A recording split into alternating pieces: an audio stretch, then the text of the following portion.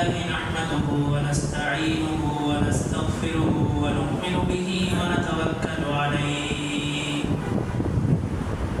ونعوذ بالله من شرور أنفسنا ومن سيئات أعمالنا من يهده الله فلا مضل له ومن يضلل فلا هادي له ونشهد أن لا إله إلا الله وحده لا شريك له ونشهد أن سيدنا وسندنا وحبيبنا وحبيب ربنا وطبيبنا وطبيب قلوبنا ومولانا وأولانا محمدا عبده ورسوله أرسله بالحق بشيرا ونذيرا وداعيا إلى الله بإذنه وسراجا منيرا أما بعد فأعوذ بالله من الشيطان الرجيم بسم الله الرحمن الرحيم فلما بلغ معه السعي قال يا بني إني أرى في المنام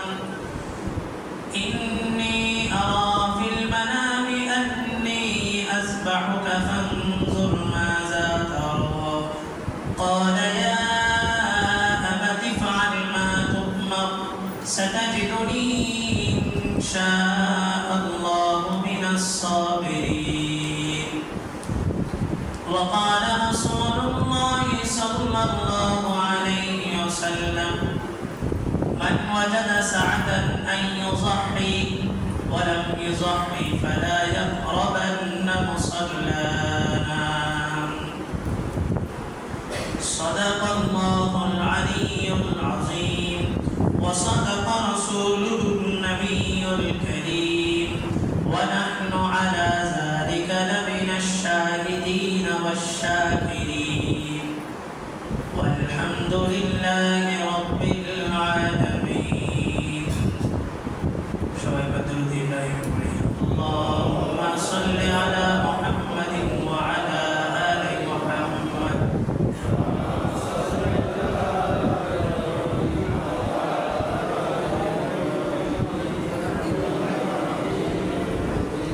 اللهم بارك على محمد وعلى آل محمد كما باركت على إبراهيم وعلى آل إبراهيم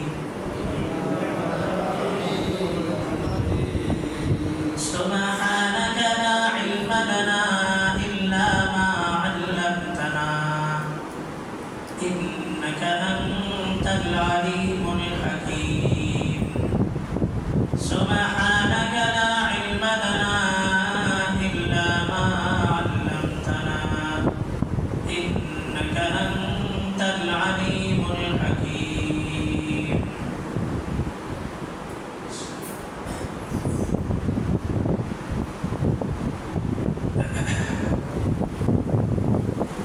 জিলহজের 9 তারিখ ইয়মে আরাফা বলা হয়ে থাকে।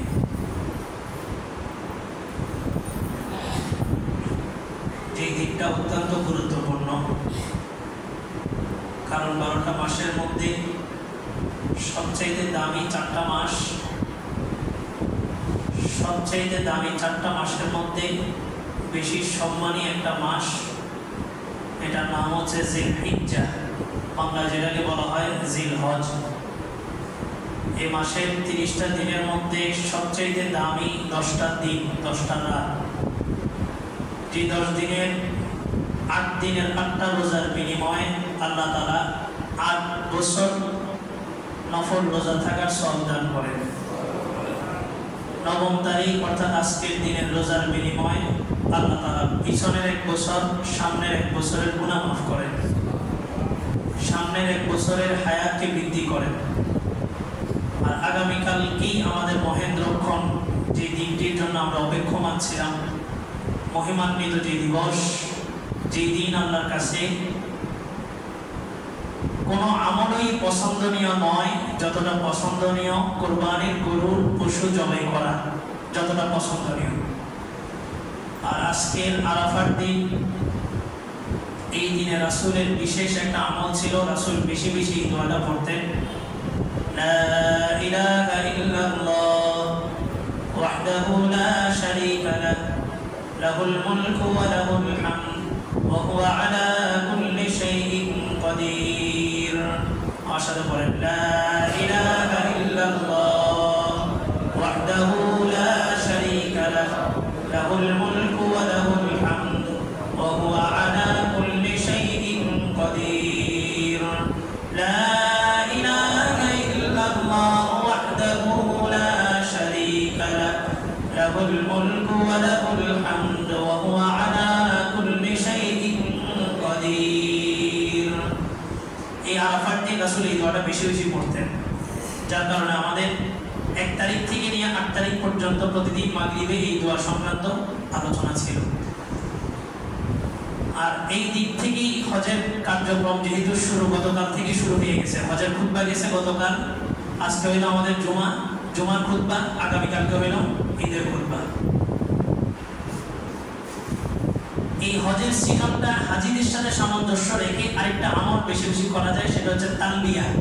তালবিয়া মানে লাব্বাইক লাব্বাইক আল্লাহুম্মা লাব্বাইক লাব্বাইক লা শারীকা লাক ইন্নাল হামদা ওয়ান নি'মাতা লাকা ওয়াল মুলক লা শারীকা লাক লাব্বাইক। লাব্বাইক মানে আমাদের দেশে হাজিরাটাকে যে হাজিরাটাকে লাব্বাইক, এটা আরবি শব্দ। এটার মূল ডেফিনিশনটা হচ্ছে কুলিকু লাকা ইল বাবাই, আল্লাহ আমি আপনার ডাকে আপনার কাছে হাজিরা দিলাম, উপস্থিত। তা হাজিরা লাব্বাইক দিয়া কার কাছে হাজিরি দেয়? আল্লাহর কাছে। আপনি কি স্কুলের বাইরে যায় হাজিরি দিলে হবে না স্কুলের ভিতরে যেতে হবে? স্কুলের ভিতরে, প্রতিষ্ঠানের ভিতরে গিয়েই তারপর হাজিরা দিতে হবে। এই জন্য হাজিরা কোথায় হাজির হয়েছে? আল্লাহর ঘর। মাসাবাতাল লিন্নাস, আল্লাহ বলেন আমি এই ঘরটাকে মাসাবা মানে আমাদের দেশে একটা কথা আছে, দিল্লির লাড্ডু, जो खाएगा वो भी पछताएगा, जो नहीं खाएगा वो भी पछताएगा। যারা হজে গিয়েছে তারা আরো যাইতে মন চায়, যারা যায় নাই তাদেরও দিন বারবার তামান্না কি হজে যাওয়া। এই ঘরটাকে আল্লাহ তাআলা মাসাবাতাল লিন্নাস বানাইছেন। যে যায় নাই জীবনে তার দিলেরও সবচেয়ে সর্বশেষ তামান্না যে আল্লাহ মৃত্যুর আগে একবার আপনার ঘর জিয়ারত করে। আর যে হাজি গেছে আয়েশা কি বলছে, যাক আসলাম, হজের একটা ইবাদত, এত কষ্ট পালন করে আসি, আর যাবো না, এমন হয় না? হাজিদের দিলের তামান্না আরো বেশি থাকে যে আরো যাবো আরো যাবো।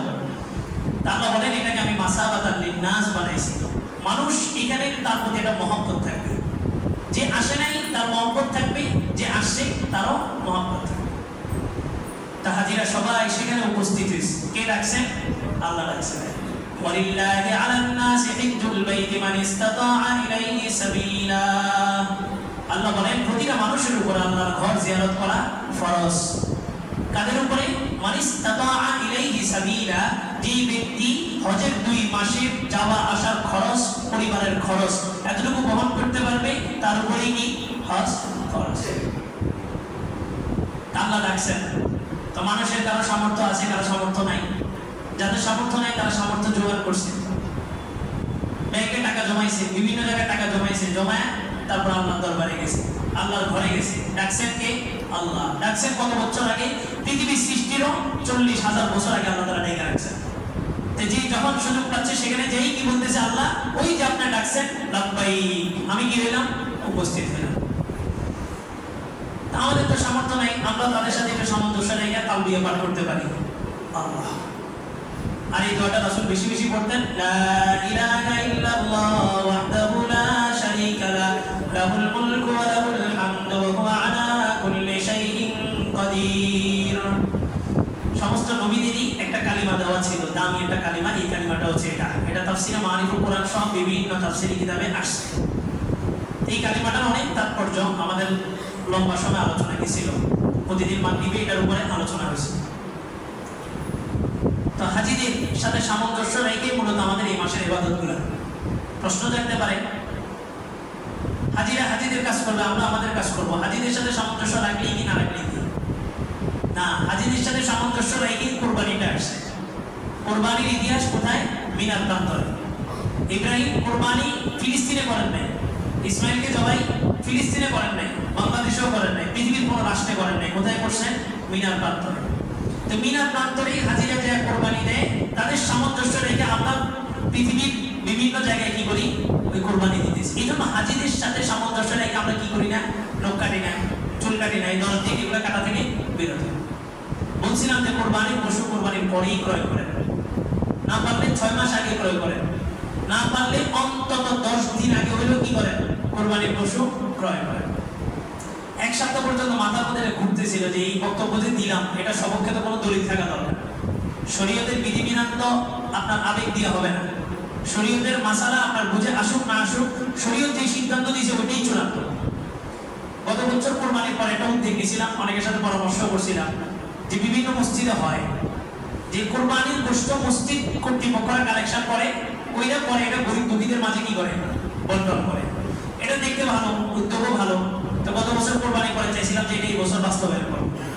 গত মাসের আল কাউসার, যেটা আমাদের বাংলাদেশের জাতীয় মসজিদের খতিব আব্দুল মালিক সাহেব, ওনার তত্ত্বাবধানে যে পুস্তিকাটা বের হয়, পুস্তিকার নাম হচ্ছে মাসিক আল কাউসার। এই আল কাউসারের ভিতরে সমস্ত সময় উপযোগী যে সময় যেটা চলে ওই বিধানগুলো ওখানে আসে। আল কাউসারের মধ্যে একটা কলাম লেখা আসছে যে মসজিদ কর্তৃপক্ষ অথবা মহল্লার যে কোরবানির গোশত কালেকশন করে এটা বন্টন করতে পারবে কিনা। ওখানে বলা হয়েছে শরীয়ত এই কাজের উপরে নিরুৎসাহিত করছে, এই কাজের উপর উদ্বুদ্ধ করেনি, রাসূল কখনো এই কাজটা করেননি। তো ওখানে বাস শরীয়ত যেটা বলছে বলছে, আমার যুক্তি যেটা ধরে নেই, আমার যুক্তিতে মনে হয়েছে এটা ভালো কাজ, কিন্তু শরীয়ত বলছে এটা গর্হিত, এটার উপর উদ্বুদ্ধ করা হয়নি। রাসূল কখনো এভাবে গোশত কালেকশন করে গরিবদেরকে দেন নাই, বাস পান।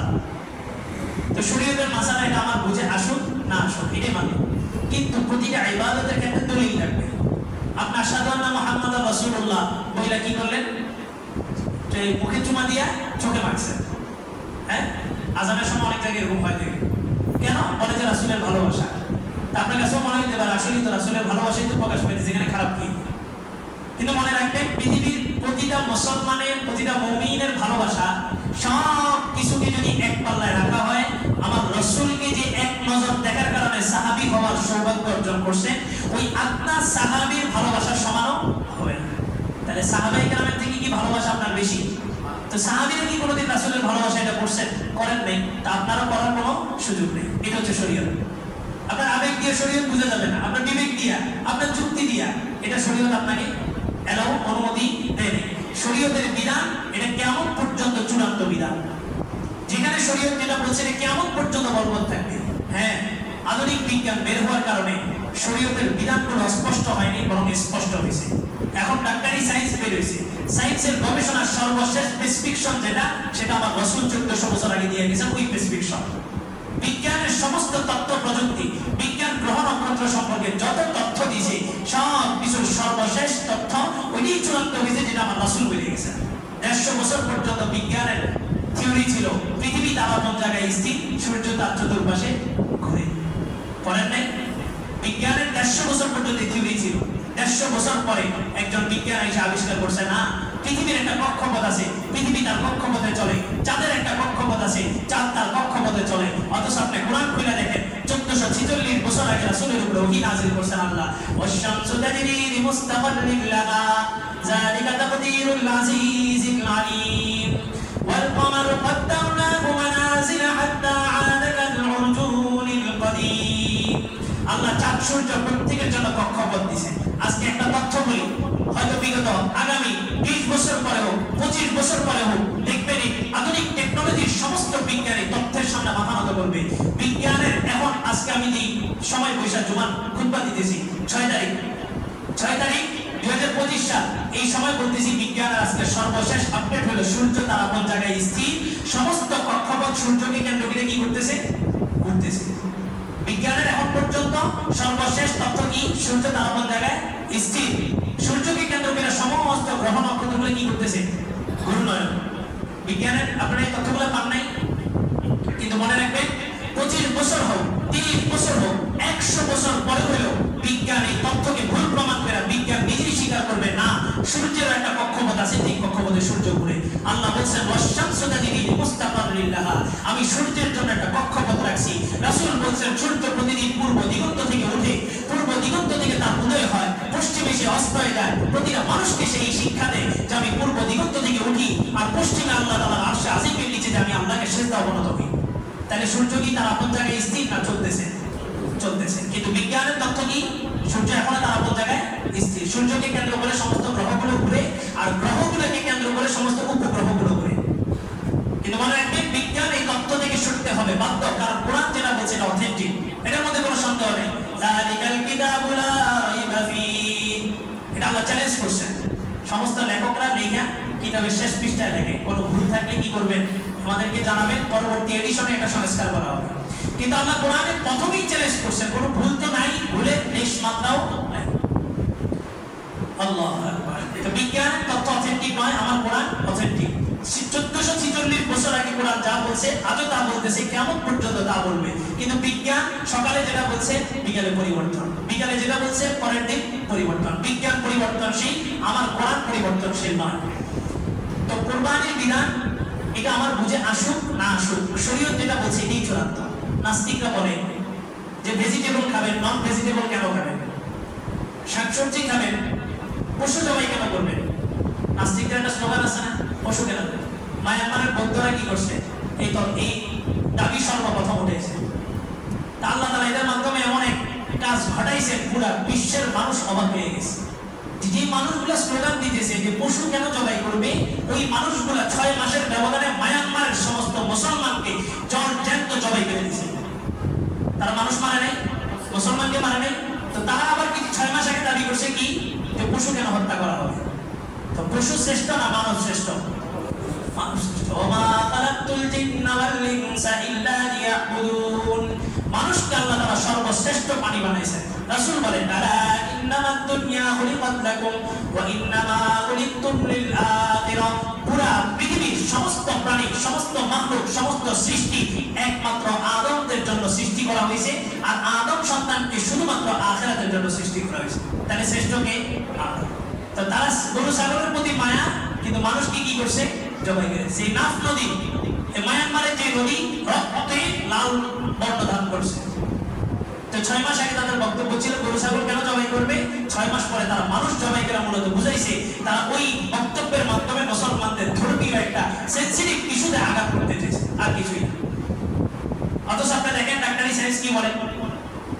এখন তো কোরআন হাদিস তো এত বছর শুনছেন, কোরআন হাদিস শুনে কি আপনারা কতটুকু আমলে আছেন? সায়েন্স শুনে, মানুষের গবেষণা দেখেন, বলে যে দাঁত 2 প্রকার। দাঁত যেটা হয় এটা কয় প্রকার? 2 প্রকার। একটা হচ্ছে সচালো দাঁত, আর একটা হচ্ছে সমান্তরাল দাঁত। একটা সচালো দাঁত আর একটা সমান্তরাল। যেই প্রাণীগুলোর মধ্যে আল্লাহ তাআলা সচালো দাঁত দিয়েছেন, দাঁত সচালো মানে বুঝছেন, উপর দিকে উঠানো, খোঁচা খোঁচা, সচালো দাঁত। এই দাঁতগুলো যেই প্রাণীর মধ্যে আল্লাহ তাআলা দিয়েছেন, ওই প্রাণী যদি ঘাস খায়, ঘাস তার হজম হবে না। তার জন্য আল্লাহ তাআলা বরাদ্দ রাখছেন কি? গোশত। যে কোনো কিছু গোশত হতে পারে, মানুষের গোশত হতে পারে, পশু পাখির গোশত হতে পারে। সচালো দাঁত যে প্রাণীগুলা, ওগুলা কি? ওগুলার খাদ্য কি? গোশত। ভেজিটেবল খাইলে তার কি হবে না? হজম হবে না। আরেকটা হচ্ছে সমান্তরাল দাঁত, যাদের দাঁতগুলো সচালো নয়, সমান্তরাল। দেখবেন ছাগল, গরু, এগুলার দাঁত কি সচালো না সমান? সমান। এই সমান দাঁত যে সমস্ত প্রাণীগুলোকে আল্লাহ তাআলা দিয়েছেন, ওই প্রাণীগুলা ভেজিটেবল বাদ দিয়ে নন ভেজিটেবল যদি খায়, গোশত, মাছ এগুলো যদি খায়, এগুলো তাদের পেটে কি হবে না? হজম হবে না। তারা কি খেতে হবে? ঘাস খেতে হবে, শাকসবজি খেতে হবে। গরু ছাগল যদি আপনি মুরগি দেন, হজম হবে? হবে না। আর বাঘের হচ্ছে সচালো দাঁত। বাঘ, সিংহ, হিংস্র প্রাণী যেগুলা, তারা ছোবল দিয়ে খায়, ছোবল দিয়ে আক্রমণ করে, ওই সমস্ত প্রাণীর দাঁতগুলা কি?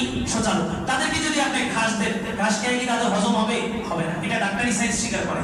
এবার আসেন ডাক্তারি সায়েন্সটাকে এক পাশে রেখা মানুষের দাঁতের উপরে গবেষণা করে দেখেন, মানুষকে কি আল্লাহ তাআলা সমান্তরাল দাঁত দিয়েছেন না সচালো দাঁত দিয়েছেন? বলেন। দুটোটাই দিয়েছেন। আপনার ভিতরের দাঁতগুলো কি? সমান্তরাল। সামনের এই দাঁতগুলো কি? সচালো। মানুষের দাঁত কিন্তু 2 প্রকার হয়, সচালো এবং সমান্তরাল। দুটোটা আল্লাহ তাআলা দিয়েছেন। এর মানেই প্রতীয়মান হয় যে আল্লাহ তাআলা মানুষের মধ্যে ভেজিটেবল যেমন হজমের শক্তি দিয়েছেন, নন ভেজিটেবলও হজমের শক্তি আল্লাহ তাআলা দিয়ে দিয়েছেন। এবার আসেন, আল্লাহ তাআলা আপনার জন্য কোটা নির্ধারণ করছেন। ভিতরে অনেকগুলো মেডিসিনের কোটা থাকে। ডাক্তারি সায়েন্স গবেষণা করে বলে যে আপনি যদি ছোট ছোট মাছ যেগুলা, এগুলো যদি না খান, শাকসবজি না খান, আপনার চোখের জ্যোতি কমবে। শোনেন না এটা? চোখের জ্যোতি কমবে। এখন চোখের জ্যোতি কমছে, আপনি গেছেন ডাক্তারের কাছে, ডাক্তার যে মেডিসিনটা বানাইছে এটা কি আসমান থেকে আসছে?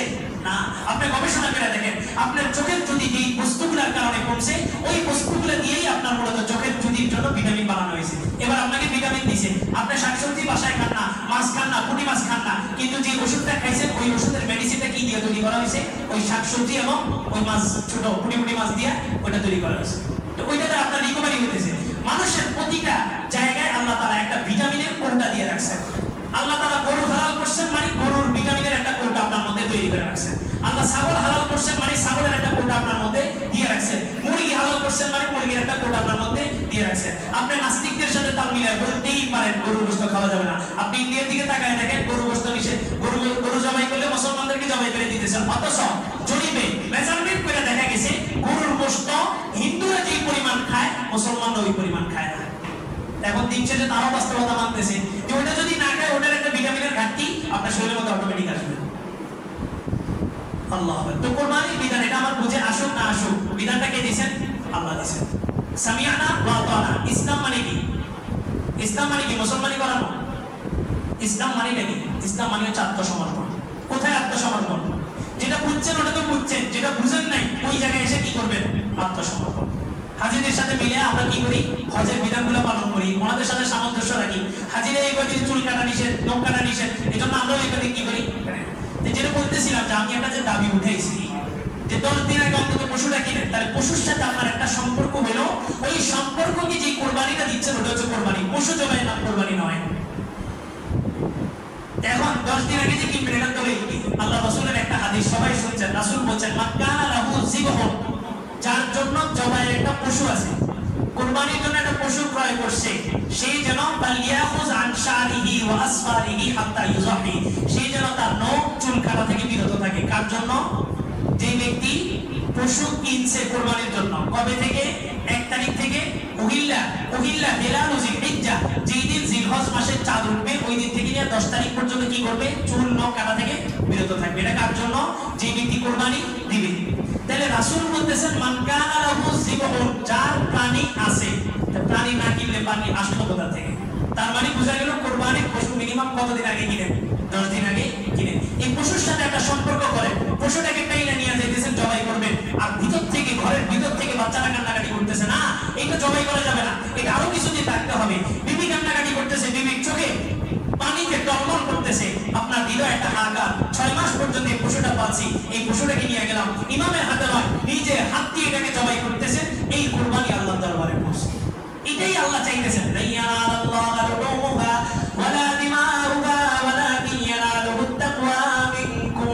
আল্লাহ স্পষ্ট করে বলছেন ওই কুরবানির পশু না গোশত না রক্ত না হাড্ডি কোনো কিছুই আমার কাছে আসে না, আমি তো তোমার দিলের ওই অবস্থানটা দেখতেছি। ঈদের আগের দিন গেছেন বাজারে, যে দামাদামি করতেছেন কত, বললো 80,000, আপনি মাইবা বললেন যে 80,000-এর গোশত কি এটার মধ্যে আছে নাকি? আপনি কি কুরবানির পশু কিনতে গেছেন না গরু কিনতে গেছেন, গোশত কিনতে গেছেন? এই যে দামাদামি করে আনলেন, আরে এটা তো এত টাকা হবে না, এটার মধ্যে যে পরিমাণ গোশত নাই, কিনে আনছেন, পরে তিনি ইমাম সাহেব নিয়ে জবাই দিয়েছেন। আপনার হিসাব কি? 80,000 টাকা দিয়ে কিনছি, 80,000 টাকা গোশত পাইছি। কোরবানি কোথায় গেল? কোরবানি কোথায় হলো? অথচ ইতিহাসের পাতায় তাকায় দেখেন কোরবানিটা কোথায় আসছে। ইব্রাহিম আলাইহিস সালাম জন্মের পরে, ইসমাইল আলাইহিস সালামের জন্মের পরে হাজেরা আলাইহিস সালামকে রেখে গেছেন মরুভূমির মধ্যে, মরুভূমিতে রেখে গেছেন। ওইখানে যাওয়ার পর যুলদিকবান তাজদাদ হুব্বান, দূরত্ব যত বাড়ছে ইসমাইলের প্রতি ভালোবাসা গুরুত্ব তত বাড়ছে। কিছুদিন পর পরে ইসমাইলের কথা মনে হইতেছে, এমনও হইতেছে ইসমাইলের শোকে কাতর হইয়া ইবাদতের মধ্যেও ভুল হইতেছে। কি বলেন? দিনে যদি আল্লাহর চিন্তা থাকে নামাজে ভুল হবে? হবে না। দিনে আল্লাহর চিন্তা বাদ দিয়ে ব্যবসা প্রতিষ্ঠানের বিভিন্ন চিন্তা থাকবে তো নামাজে কি হবে? ভুল হবে। শুধু নামাজে ইমামের ভুল হয় না, এমন হয়েছে নামাজ 3 রাকাত হয়ে গেছে, কোনো মুসল্লিরও খবর নেই, এরকম হয় না? ইব্রাহিম আলাইহিস সালাম আল্লাহ তাআলা পরীক্ষা একটু কঠিন করতে চাইলেন। আল্লাহ বললেন ইব্রাহিম তোমার পছন্দনীয় বস্তুটাকে তুমি জবাই করো। তো জবাই করছেন 100 উট, 100 গরু। পরের দিন আবার করছেন 100 উট। তাফসীরে বড় বড় কিতাবে আসছে প্রথম দিনে 100 উট, পরের দিনও 100। তৃতীয় দিন আল্লাহ তাআলা আবার, দ্বিতীয় দিন রাতে আল্লাহ তাআলা আবার স্বপ্ন দেখাইলেন তোমার পছন্দনীয় বস্তুটাকে তুমি জবাই করো। এই জায়গা থেকে তাফসীরের একটা কিতাবে এমন একটা মত আসছে দুর্বল, যে কেউ যদি কুরবানি এই নিয়তে দেয় যে ইব্রাহিম আলাইহিস সালাম দিবেন ওই জন্য আমি দিচ্ছি, তাহলে ইব্রাহিম আলাইহিস সালাম ইসমাঈল আলাইহিস সালামকে জবাই করার আগে কয়টা পশু জবাই করছেন? কয়শো? 200 পশু জবাই করছেন, 200টা উট জবাই করছেন। কেউ যদি খালেস দিলে আল্লাহর খুশির জন্য এই কাজটা যদি আঞ্জাম দেয় কুরবানি, তো তাকে আল্লাহ তাআলা ইব্রাহিম আলাইহিস সালামের মতো ইসমাঈলকে বাদ দিয়া কুরবানির পশু যেটা জবাই করতেছেন ওটাকে বাদ দিয়া 200টা পশু জবাই করার সওয়াব দান করবেন। আপনার তো মনের মধ্যে ইব্রাহিম আলাইহিস সালামের ওই চিন্তা থাকতে হবে, ইব্রাহিম আলাইহিস সালামের ওই সিচুয়েশনটা আপনার মধ্যে থাকতে হবে। তাকবীরে তাশরিক, আল্লাহু আকবার, আল্লাহু আকবার, লা ইলাহা ইল্লাল্লাহ, আল্লাহু আকবার, আল্লাহু আকবার, ওয়া লিল্লাহিল হামদ করতেছেন। আপনি জানেন এই তাকবীরে তাশরিক ইতিহাস কোথা থেকে আসছে, ওই ইতিহাসটা মনের মধ্যে রাখেন।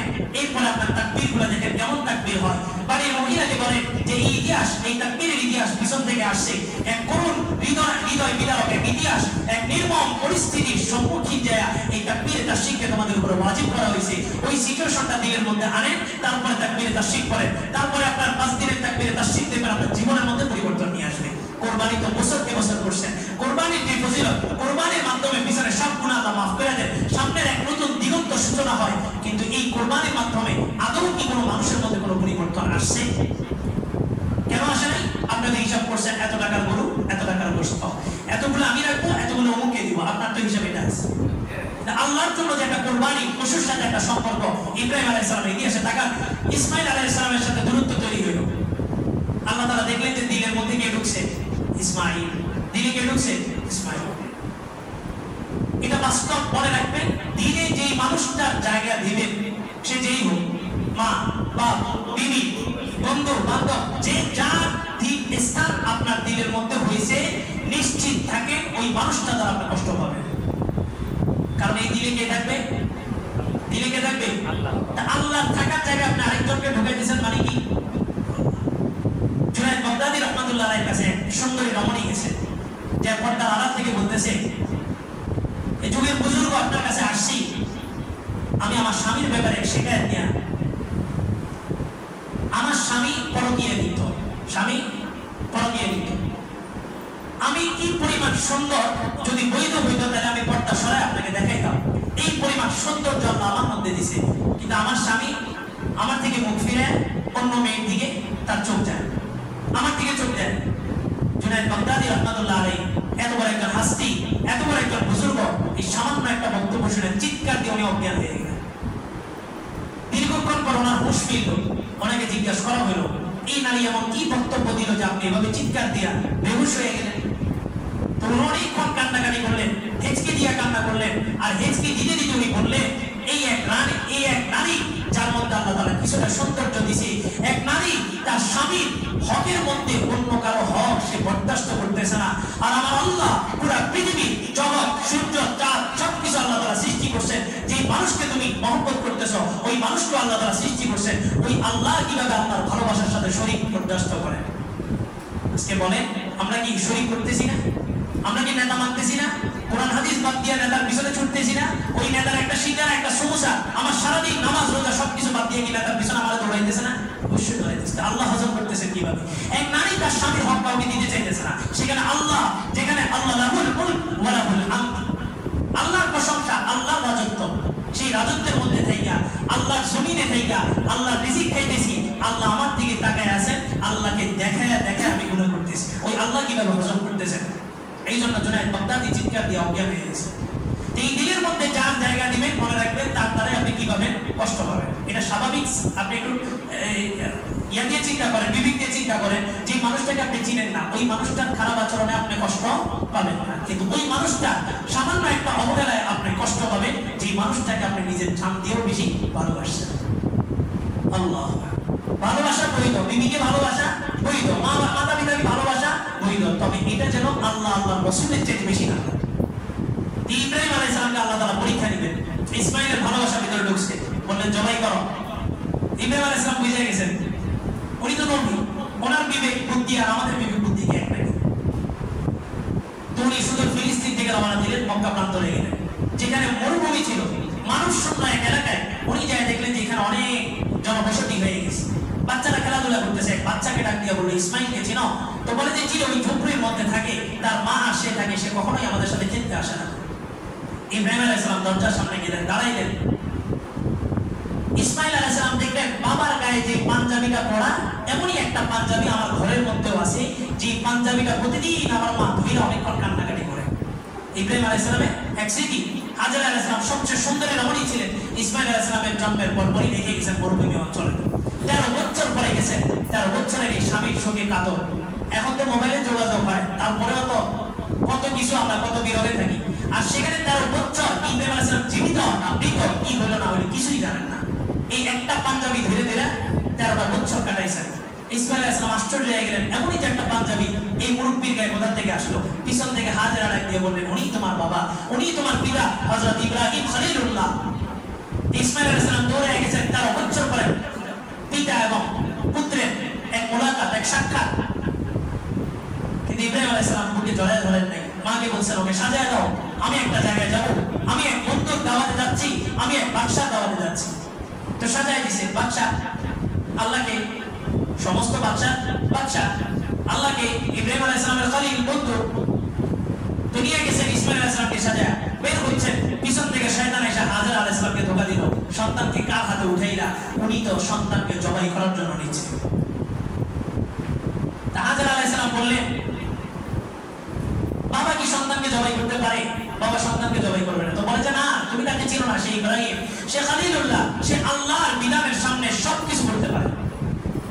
তো বলছে, বাবা যদি ইসমাইলকে জবাই করতে নিয়ে যায়, বিধানটা যদি আল্লাহর হয়, তো আমি আমার এক ইসমাইল না, আমাকে যদি আল্লাহ তাআলা শত ইসমাইল দান করে, আমি শত ইসমাইলকে আল্লাহর রাস্তায় কুরবান করে দেব। তো শয়তানকে পাথর মারছে, প্রথম পাথর।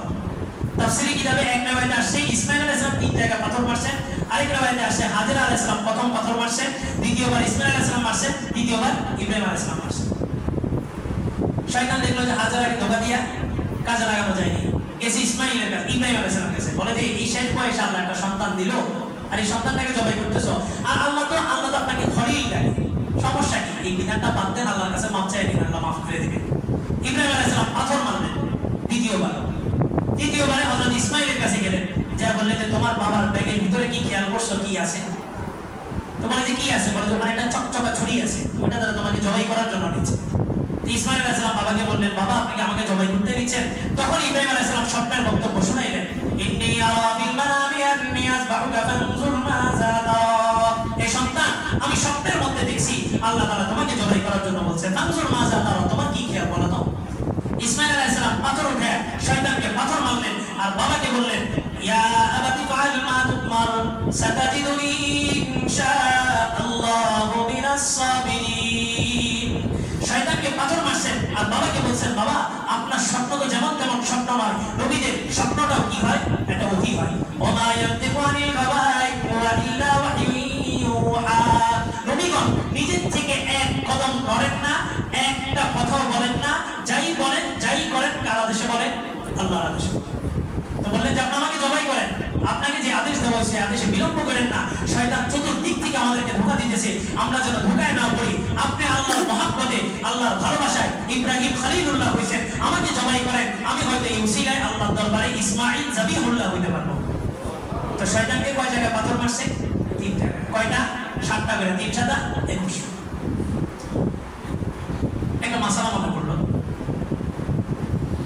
মিনায় যারা পাথর মারতে যায় হাজী সাহেবরা, এনারা একটা ভুল করেন। ভুলটা কি? ওখানে তো অনেকে পাথর মারছেন না, পাথরগুলো কি উড়ে চলে গেছে নাকি? ওগুলো তো ওখানে আছে, ওখান থেকে পাথর নিয়ে আবার পাথর মারেন, যেগুলো ব্যবহার করা হয়েছে ওগুলোই আবার। একজন মুসলমান ভাই ডিলাগুলো করছে, ডিলাগুলো করে ফেলাইছে, আপনি যাই ওই ডিলাগুলো দিয়ে আবার ডিলাগুলো করবেন। কিন্তু গভীরের একটা বিষয় এবং মজার একটা তথ্য, তাফসীরে কুরতুবী বা কোন একটা তাফসীরে কিতাব পড়ছি, সরাই নাই, ওখানে লেখা আছে হাজীরা যে পাথর মারে সব হাজীর হজ কি কবুল হয়, আবার সবার হজ কবুল হয় না। বিষয়টা কেমন হয়? কিছু হাজীর হজ আল্লাহ তাআলা কি করেন? কবুল করেন। যে হাজীদের হজ কবুল হয়, ওই হাজীরা পাথরটা মারার সাথে সাথে ওই পাথরটা ফেরেশতারা কালেক্ট করে উপরে নিয়ে যায়। যে হাজীদের হজ কবুল হয়, ওই হাজীদের পাথরগুলা ওই পিলারের টক্কর খেয়ে নিচে পড়ার আগেই ফেরেশতারা কি করেন? কালেক্ট করে উপরে নিয়ে যাবে। এই পাথরগুলোর একটা ইতিহাস আছে, পরবর্তীতে পাথরগুলো কি কাজে লাগে লম্বা ইতিহাস, ওদিকে যাচ্ছি না। কিন্তু আমার মাসআলা যেটা, যে পাথরগুলো কবুল হইছে ওই পাথরগুলো কোথায়? উপরে চলে গেছে। উপরে কি? উপরে কি?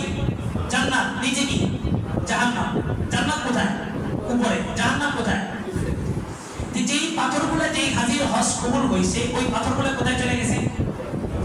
আর যেগুলো রিজেক্টেড, যেগুলো বাদ দেওয়া হয়েছে ওগুলো কোথায়? নিচু ফেলে আছে। তাহলে আপনি নিশ্চিত থাকেন এই পাথরগুলো হলো ওই পাথর যেই পাথরের হাজিদের হজ আল্লাহ তাআলা কি করেন নাই? কবুল করেন। তাহলে আপনি এবার যদি মনে করেন যে পাথর মাইরা আমার হজ কবুল হবে, তেমন মূলত শরীয়তের মাসালা হচ্ছে মুজদালিফা থেকে পাথর সংগ্রহ করবে। মুজদালিফা থেকে পাথর সংগ্রহ করে আইনা মিনাতে জামরায়ে উলা, জামরায়ে উসতা, জামরায়ে আকাবা এগুলোর মধ্যে কি মারবে? পাথর মারবে। তাহলে ওখান থেকে কালেক্ট করবে না দূর থেকে? দূর থেকে। এটা একটা মাসালা প্রাসঙ্গিক পড়া। যারা হজে আল্লাহ তাআলা সবাইকে হজ নসিব করুন। যাওয়ার পরে এই আমলটা মনে রাখবেন। এবার আসেন ইসমাইল নিয়ে গেলেন, এক হৃদয় বিদারক এক দৃশ্য। বাবা যখন ইসমাইল নিয়ে কথা বললেন, ইসমাইল নবী বংশের ছেলে, নবীর ছেলে। আমাদের সন্তান হলে কি বলতো? তুমি বাপ না জবলা, বুঝতো না এটা? ওর বাপে আবার ছেলেরে কি জবাই করবো? ছেলে বাপের জবাই করে দিয়েছে, ইতিহাস আছে না? শুধু একটা মোবাইল দেনে, একটা ল্যাপটপ কিনে দিলে বাবারে কি করছে? সন্তান এভাবে করছি। পড়ার বয়সে তার হাতের মধ্যে কলম ঢুকাইনি, তো যার হাতের মধ্যে কলম, যার হাতের আঙ্গুলে কলম ঢুকে নাই, তার হাতের আঙ্গুলে কি ঢুকছে? বিড়ি সিগারেট ঢুকছে। আঙ্গুলটা তো দিয়েছে, এখানে মাঝখানে কিছু না কিছু থাকবে, এটা স্বাভাবিক। এটা সিস্টেম আল্লাহ তাআলা দিয়েছে নিয়ে। এবার নূন ওয়াল কলামি ওয়া মা ইয়াসতুরুন, আল্লাহ কলম দ্বারা বলছেন, আমি কলমের শপথ করে বলতেছি, কলম যা লিখে। তো কলমকে দিয়েছেন, কলমের মাধ্যমে মানুষ জ্ঞানী হবে। তা আপনি ওই বাচ্চার কলম ধরার বয়সে বাচ্চাকে কলম দেন নাই, স্কুলে দেন নাই। আর এখনকার স্কুলগুলোতে হচ্ছে শুধু সেমিস্টার পরীক্ষায় হাজির হলেই হয়, সারা বছর আপনি যেখানে থাকেন। তো এই আঙ্গুলের ফাঁকে যখন কলম ঢুকাই নেই, তখন এই আঙ্গুলের ফাঁকে শয়তান কি ঢুকাই দিছে? বিড়ি সিগারেট ঢুকাই দিছে। তো ওই সন্তান আবার আপনাকে বৃদ্ধাশ্রমে দিবে না, কাকে দেবে? আল্লাহ। সন্তানকে প্রথম ইলমে দ্বীন শিক্ষা করানো ফরজ। ডাক্তার, ইঞ্জিনিয়ার হোক, এটা আমরাও বলি, তবে ওটার সময় আছে। কিন্তু প্রাথমিক পর্যায়ে একদম শিশু অবস্থায় তার দিলের মধ্যে কি ঢোকান? ইলমে দ্বীনের মাসালাগুলো আগে ঢোকান। আল্লাহ ইসমাইলকে নিয়ে গেছেন। ইসমাইল কি উত্তর দিয়েছেন? সাতাজিদুনি ইনশাআল্লাহ মিনাস সাবিরিন। বাবা, আপনি আমাকে ধৈর্যশীলদের অন্তর্ভুক্ত হবেন। এবার তাফসীরের কিতাবে পুরো ঘটনার চিত্রটা তাফসীরের কিতাবে উঠে আসছে। প্রত্যেকের যে সন্তান আছে, সন্তানের ব্যাপারে একটু চিন্তা করেন। সন্তানকে কল্পনায় আনেন, তারপরে আমার এই মশলাটা বোঝা আপনার জন্য সহজ হবে। যে আসলে আমি বয়ানের শুরুতে বলছি, কুরবানি মানে একটা পশু জবাই করা নাকি, এটা এখান থেকে বুঝেন। প্রত্যেকের সন্তানকে কল্পনার জগতে নেন, যে সন্তানকে জবাইয়ের চিত্র দাঁড় করাই দিয়েছেন ইব্রাহিম আলাইহিস সালাম। ছেলেকে বললেন, ঠিক আছে, তুমি যেহেতু রাজি, আসো মিনার মাঠ করে আসো, তোমাকে এখানে সবাই আমি কি করি? জবাই করি। সন্তান বাবাকে বলতেছে, বাবা আপনি তো আমাকে জবাই করবেন, কোনো আফসোস নাই। আমার মাকে আমি দেখছি 13টা বছর পর্যন্ত আপনার ওই পাঞ্জাবিটা ধইরা মা প্রতিদিন রাতে কান্নাকাটি করতো, আর প্রতিদিন রাতে নিজেকে সান্ত্বনা দিত, আর আমাকে আপনার পরিচয় তুলে ধরতো। আপনি আমাকে জবাই করতে আনবেন, একটা বার যদি বলতেন আমি আমার মার সাথে দেখা করে আসতাম। আমাকে যদি একটা বার হাজেরার সামনে বলতেন, আমি হাজেরাকে একটা বার জড়ায় ধরে আসতাম, আর কোনো আফসোস নাই। যেহেতু নিয়ে আসছেন, আল্লাহর বিধানের সামনে কোনো কথা নাই, আমি রাজি। তবে আমাকে জবাইয়ের আগে আমার জামাটা একটু খুলে দেন। আমার জামাটা খুলে ওই রক্ত মাখা জামা হাজেরার কাছে নিয়েন না, আমার পরিষ্কার জামাটা হাজেরার কাছে দিয়ে, হাজেরা যেমন আপনার স্মৃতি বিজড়িত ওই জামা দিয়ে 13 বছর কাটাইছে, হাজেরা যেন আমার শোকে কাতর না হয়ে আমার জামা দিয়ে যেন সে একটু সান্ত্বনা পায়, এই জামাটা নিয়ে তার কাছে দিয়ে। বাপ পুত্রের এমন কথা, আর পিতা দিলের উপরে কি পরিমাণ পাথর চাপা দিয়ে আপনার বিধানকে বাস্তবায়ন করতেছেন, শোয়াই দিয়েছেন। শোয়া যাওয়ার পরে ছোট্ট শিশু ইসমাইল, ফুটফুটে সুন্দর, এই শিশুর মুখ থেকে ফুটতেছে, বাবা আমার চোখটা একটু বাঁধেন, আমার চোখে চোখ রেখে তো আপনি জবাই করতে পারবেন না। ইসমাইলের চোখে পট্টি বাঁধা হয়েছে। বাবার অবস্থানটা চিন্তা করেন, বাবার চোখ থেকে অশ্রু বইয়া, এই চোখের জল অশ্রু যা ইসমাইলের ঠোঁটের উপরে পড়ছে, ওষ্ঠের উপরে, চোয়ালের উপরে পড়ছে। ইসমাইল হাত দিয়ে দেখলো যে বাবার চোখে পানি। বললেন, বাবা আপনার চোখে একটা পট্টি বাঁধেন, আপনি আমার এই দৃশ্য দেখে তো আপনিও সহ্য করতে পারবেন না। বাবা আপনি তো নবী, আমি তো নবী না, আমার নড়াচড়ার কারণে আমার হাত পায়ের কোনো আঘাত আপনার শরীরে লাগতে পারে, আমার হাতগুলা বাঁধেন, পাগুলা বাঁধেন, সবকিছু বাঁধছেন। ইব্রাহিম আলাইহিস সালাম এত কিছুর পরেও ইসমাইলের দিকে একটু তাকান, একটু মায়ার দৃষ্টিতে তাকান নাই, যে সন্তানটাকে একবার শেষবারের মতো দেখি, সন্তানটাকে একবার শেষবারের মতো মুখে আলিঙ্গন করি, সন্তানটাকে একবার শেষবারের মতো একটা চুমা এনে দিই তার শরীরের মধ্যে। কিচ্ছু করেন নাই, আল্লাহর বিধানের সামনে শোয়াই দিয়েছেন। হাজেরাকে যখন রেখে যেতেছেন, হাজেরা বললেন, এই মরুভূমির মধ্যে আমাকে রেখে যেতেছেন, হিংস্র প্রাণী আছে, আপনার সন্তানকেও তো খাইতে পারে, আমাকেও তো খাইতে পারে। ইব্রাহিম আলাইহিস সালাম কোনো কথা বলেন নাই, কথা বললেই আন্তরিকতা বাড়বে। অনেক দূর চলে গেলেন, পিছন থেকে হাজেরা ডাক দিয়ে বললেন, শুধু এতটুকু জবাব দিয়ে যান, আমাকে এখানে রেখে যাওয়া কি আল্লাহর আদেশ ছিল? ইব্রাহিম আলাইহিস সালাম পিছনে করেন নাই, সামনের দিক ঘুরিয়ে বলছেন, হ্যাঁ আল্লাহর আদেশ ছিল। আল্লাহর আদেশ আল্লাহ দেখবেন, আল্লাহর উপরে ভরসা করে রয়ে গেছেন। ইসমাইলকে শোয়াই দিয়েছেন। জবাইয়ের জন্য ছুরি চালাই দিয়েছেন। আল্লাহ তাআলা বললেন, এই ছুরি আমার আদেশ ছাড়া ইসমাইলের একটা পশম যেন না পড়ে। বাবার এক পরীক্ষা আল্লাহ নিয়েছেন আগুনের মধ্যে। আল্লাহ ইব্রাহিম আলাইহিস সালামকে আগুনে ফেলাইছেন, আর আল্লাহ তাআলা আগুনকে বলছেন, আগুন সাবধান, আমার ইব্রাহিমের একটা পশম যেন না পড়ে। আর এখানে সন্তানের গলার উপরে ছুরি চালাইতেছেন, আল্লাহ তাআলা ছুরিকে আদেশ করছেন, আমার ইসমাইলের একটা পশম যেন না। একবার চালাইছেন, চালানোর পরে অনেকক্ষণ চালায় হাত দিয়ে দেখেন যে কিছুই হয়নি। দ্বিতীয়বার আবার বিসমিল্লাহ করে চালাইছেন, দেখেন যে কিছুই হয়নি। এই মাসটা কোরবানির মাস। মাসটা কিসের মাস? কোরবানির মাস। কোরবানি মানে কি? পশু জবাই করা। কোরবানি মানে কি? পশু জবাই করা। সব লাইনই কোরবানি দেওয়া। নামাজ পড়তেছি, শরীরে কষ্ট হইতেছে না? এই শরীরে কষ্টটাকে কি বলে? কোরবানি বলে। দান করতেছি, দানে কি সম্পদের একটু কষ্ট হইতেছে না? এই কষ্টটাকে কি বলে? কোরবানি। আল্লাহ রাসূল এই 10 দিনের আমলের মধ্যে অন্যতম একটা আমল ছিল, আল্লাহ রাসূল দান বেশি বেশি করতেন। এজন্য দান করেন। উত্তম সর্বোত্তম জায়গা কোনটা? মসজিদ। মসজিদে দানে সবার জায়গা থেকে এই মাসকে কেন্দ্র করে একটু বেশি বেশি দান করেন। এটাই খেয়াল করেন। ইসমাইল আলাইহিস সালামকে শোয়াই দিয়েছেন, 2 বার জবাই করছেন, বিসমিল্লাহ করে জবাই করছেন, কাজ হয়নি। তৃতীয়বার আল্লাহর আদেশে বিলম্ব হচ্ছে কিনা, অপরদিকে শয়তান ধোঁকা দিয়েছে কয় জায়গায়? 3 জায়গায়। ইব্রাহিম আলাইহিস সালাম মনে করলেন শয়তান মনে হয় এখানেও ধোঁকা দিতেছে। উনি রাগ হয়ে ছুরিটাকে একটা পাথরের উপর আঘাত করছেন। এত ধারালো অস্ত্র ছিল, এত ধারালো ছুরি ছিল যে ওই পাথরটা এই একটা আঘাতে দ্বিখণ্ডিত হয়ে গেছে। এরপর উনি তৃতীয়বার ছুরি চালাইছেন। ওই চালানোর পদ্ধতিটা আমাদেরকেও জানতে হবে। ডান হাত দিয়ে ছুরি ধরছেন, ডান হাতে ছুরি শক্ত করে, বাম হাতটা ছুরি যে ইয়াটা আছে, যে অংশ দিয়ে জবাই হয় ওই অংশটার উপরে, ডান হাতের উপরে এই ডান বাহু এবং বুকের পাঁজরের পূর্ণ শক্তি থাকবে। আর বাম হাতের উপরে বাম পাশের পাঁজর, বাম পাশের বাহু, একটা চাপ দিবেন, এক চাপেই জবাই হয়ে যাবে। এখন ছুরি ধরছেন এভাবে, পশু জবাই করতেছেন এভাবে। এটা পশুকে কষ্ট দেওয়া হচ্ছে, জবাই দিকে হইতেছে, বিলম্ব হইতেছে। জবাই পদ্ধতি কি? ডান হাত দিয়ে ধরবেন, বাম হাত ছুরির উপরে বসাবেন, বসে একটা চাপ দিবেন। ছুরি একদম সর্বোচ্চ ধার রাখবেন, সর্বোচ্চ এক চাপ, 2 চাপ, 2 চাপে যেন গরুটা কি হয়ে যায়? শেষ হয়ে যায়, পশুটা শেষ হয়ে যায়। খেয়াল রাখবেন। ইসমাইল আলাইহিস সালামের গলার উপরে বসে গেছেন ইব্রাহিম আলাইহিস সালাম। আল্লাহ তাআলা জিবরাইলকে ডাক দিয়ে বললেন, আমার খলিল, ঠান্ডা মানুষ, নরম মানুষ। ইব্রাহিম শব্দের অর্থ হচ্ছে দয়ালুর বান্দা। ওনার মধ্যে অনেক দয়া ছিল। আল্লাহ বলেন, এই দয়ালু, এই ঠান্ডা মানুষটা যখন গরম হয়ে গেছে, যখন জিদে চলে আসছে, গুসায় চলে আসছে, সে ইসমাইলকে জবাই করেই ছাড়বে। জবাই হবার আগ পর্যন্ত সে ক্ষান্ত হবে না।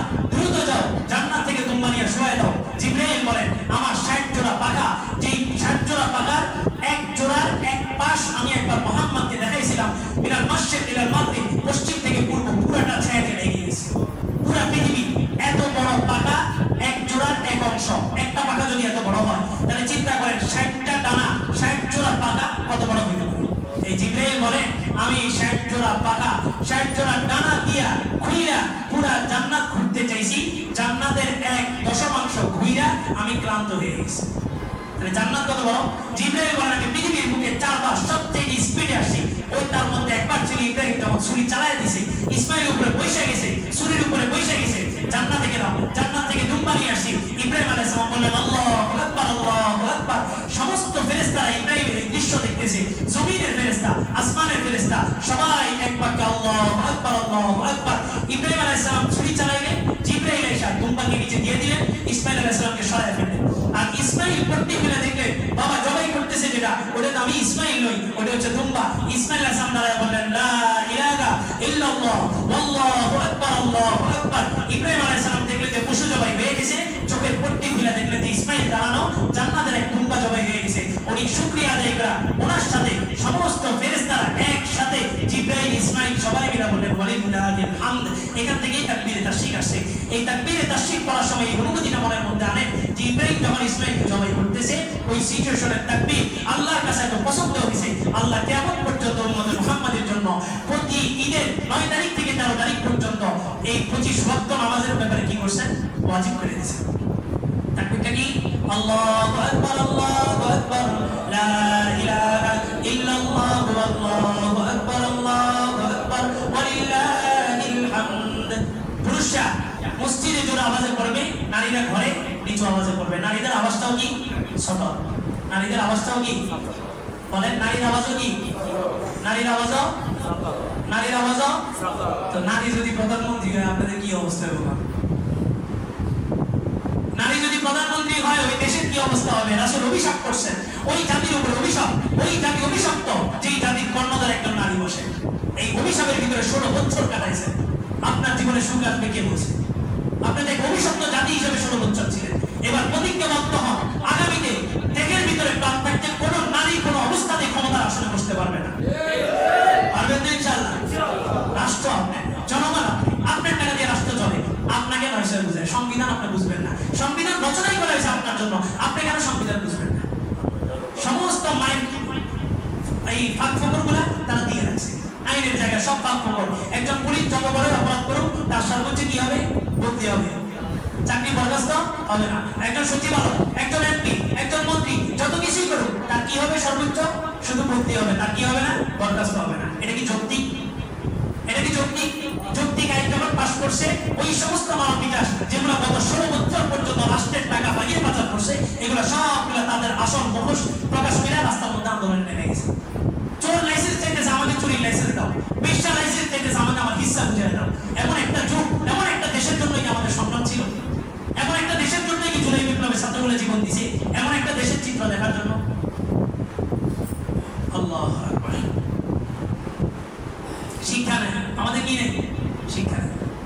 শিক্ষা গ্রহণ করি না। মুসলিম শরীফের হাদিস, আল্লাহ রাসূল বলেন কোন এক জালেমের যখন পতন আসে, এক জালেমের যখন পতন আসে, ওই জালেমের রিপ্লেসে যদি আরেকজন জালেম আবির্ভাব হয়, আল্লাহ রাসূল বলেন আল্লাহ তাআলা ইজ্জতের শপথ করে বলেন ওই জালেমকে আমি যেভাবে শেষ করছি পরবর্তী জালেমকে তার চাইতে কঠিন করুণ পরিস্থিতি আমি করে ছাড়ব। কিন্তু আমাদের শিক্ষা কোথায়? এক জালেম গেছে, ওই জালেমের রিপ্লেসে আরো কতগুলো জালেম একসাথে ওই জায়গাগুলো দখল করে বসে আছে। আজকে জুলুম শুধুমাত্র মানুষ সহ্য করছে না, জুলুম আমরা মসজিদের কমিটি, মসজিদের ইমাম, মসজিদের মুয়াজ্জিন সবাই সহ্য করে গেছি। যার কারণে আমরা এখন সবাই কি হয়ে গেছি? গোলাম হয়ে গেছি। সবাই কি হয়ে গেছি? গোলাম হয়ে গেছি। মাসালাগুলো এই জন্য বলতেছি, বুঝেন? আল্লাহ তাআলা আপনাকে সম্মান দিয়েছে, মানুষের গোলামি করেন না।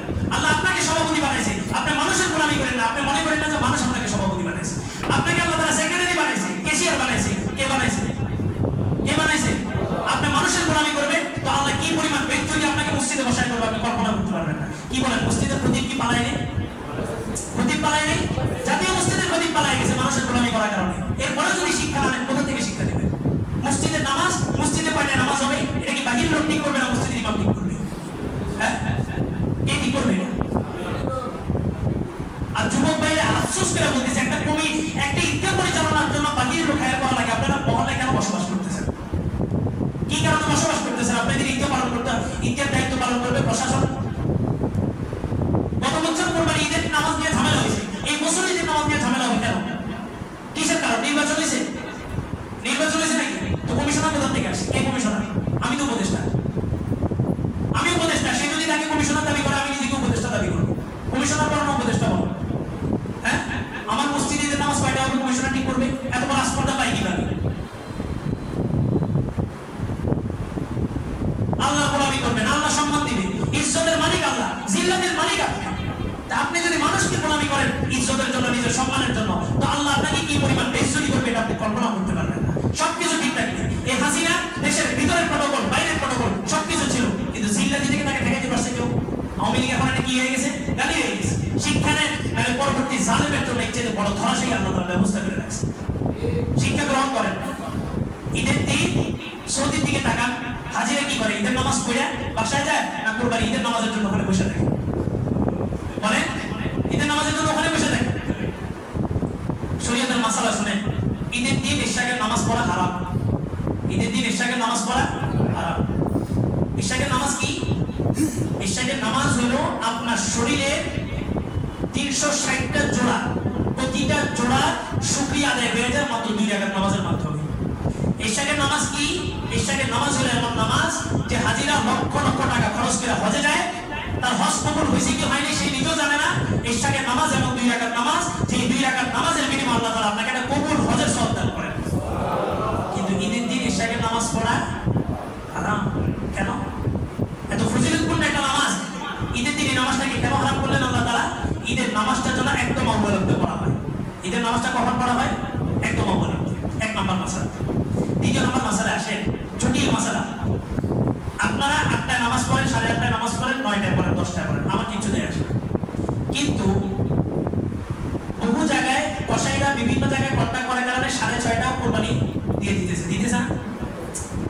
গ্রামগঞ্জের বহু জায়গায় 6:30 গ্রামগঞ্জ বাদ দেন, এই ভিতরে কি মসজিদ, এটা টিনশেড মসজিদের গতকালকে মাসালা আসছে, কসাই 6:30 জবাই দিবে বলছে।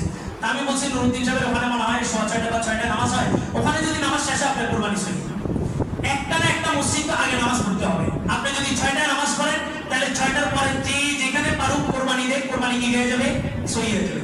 কিন্তু সবগুলো মসজিদ যদি আপনি 7টা, 7:30, 8টায় নামাজ পড়েন, যে লোকটা নামাজের আগে কোরবানি দিয়েছে তার কোরবানি কি সই হবে? হবে না।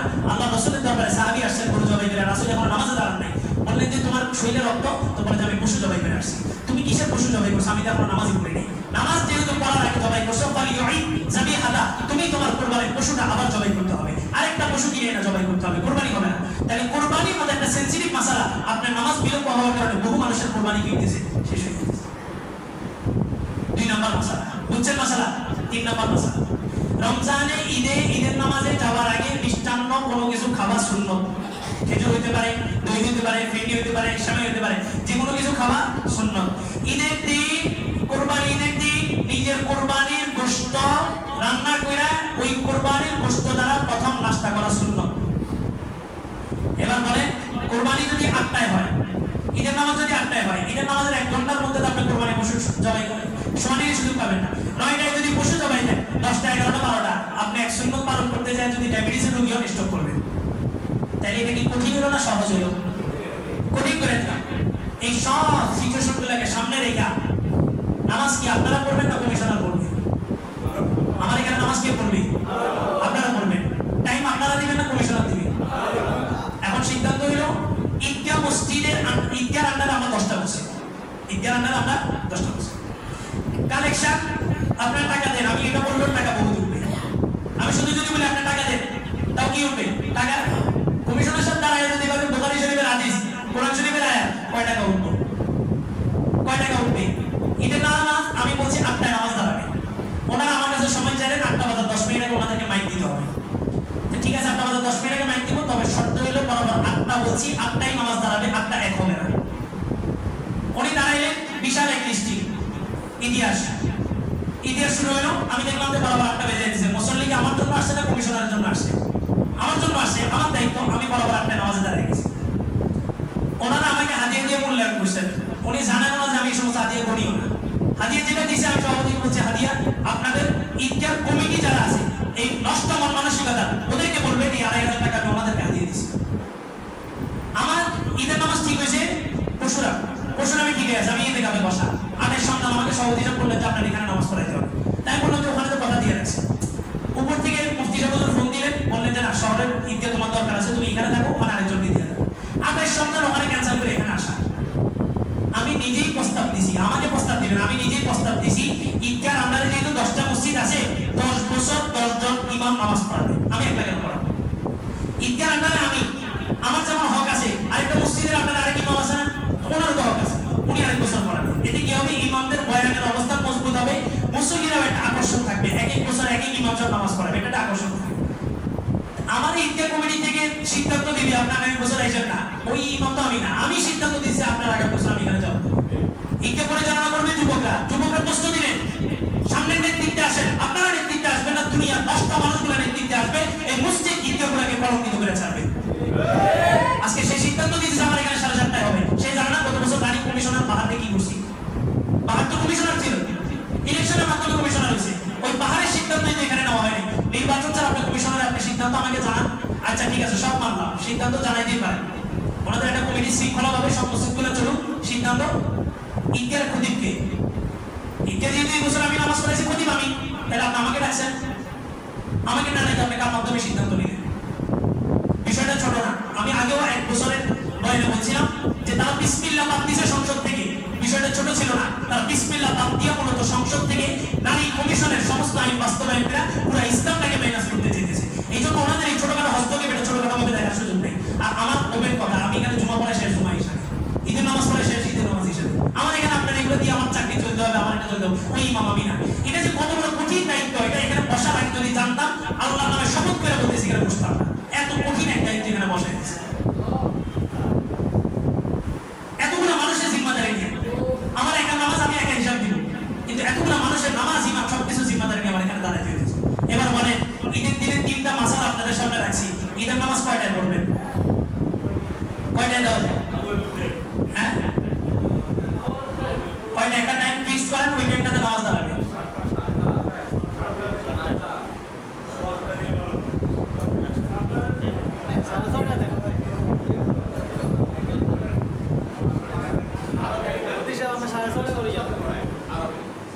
অন্তত আমাদের মসজিদটা সবার আগে হোক, এই জন্যই হোক যাতে আমাদের মসজিদের নামাজের পরে বাকিদের কোরবানিগুলো সই হয়ে যায়। অন্তত ওই মানুষগুলোর দিকে বিবেচনা করে কোরবানিটা আগে দেয়। কোরবানি পরে দেওয়ার কিছু না, এমন প্রস্তুতি নিয়ে আসবেন, ফজর করবেন, ফজর করে এখানে নামাজ পড়ে তারপর চলে যাবেন। কি কাজ আপনাদের? আউয়াল ওয়াক্তে কোরবানি দিয়ে দিবেন, আউয়াল ওয়াক্তে ঝামেলা শেষ। আর একটা কথা বলি, আপনারা তো কোরবানি দিতেছেন আপনারা বাসায়, আপনাদের কোরবানির পশুগুলো জবাই করতেছে আমাদের মুয়াজ্জিনরা, এদের ঈদ নাই? এদের ঈদ কোথায়? এরা কি বাড়িতে পশু জবাই করবে না? এদের ঈদটা কোথায়? এরা আপনার এখানে সব জবাই করে জোরে পরে যায়নি কোরবানি দিবে, এদের বাড়িতে কি বাচ্চা কাচ্চা নাই? এদের ঈদটা কোথায়? আর এই পোশাকের একটা পরীক্ষা চলে, এই পোশাকের একটা পরীক্ষা, ইমতিহান চলে, মনে রাখবেন। এই পোশাকের মাধ্যমে আল্লাহ তাআলা এই পোশাকের ব্যক্তিকে পরীক্ষা নেন না, এই পোশাকের মাধ্যমে আপনাদের পরীক্ষা নেন। ডাক্তার আফিয়া সিদ্দিকী নাম শুনছেন না?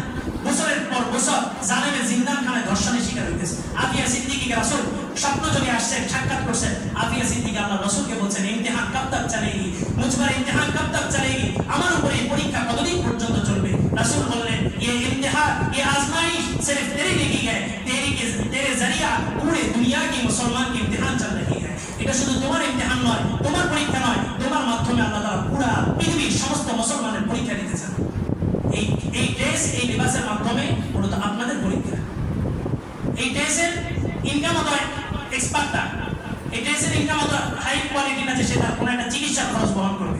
আমাদের মুয়াজ্জিন সাহেব হাফেজ রহমতুল্লাহ আপনাদের এখানে তারাবি পড়াইছে, ওনার আম্মা অসুস্থ, চিটাগাং মেডিকেলে ভর্তি। আমরা আজকে বিকাল পর্যন্ত কিছু হাদিয়া দিচ্ছি, আপনারা যারা শরীক হতে চান হাদিয়াটা সভাপতি সাহেবের হাতে অথবা সাকওয়াতের হাতে, তারেক ভাই আছে, এনাদের হাতে দিয়ে যাবেন। এই লিবাসের মাধ্যমে ব্যক্তির না, এই লিবাসের মাধ্যমে আপনাদের সবারই কি করা হইতেছে? পরীক্ষা নেওয়া হইতেছে। এখন ঈদের নামাজটা কয়টা হবে বলেন? হ্যাঁ, কয়টা দেবে? 7টা বলে তার তর্ক বিতর্কের দরকার আছে।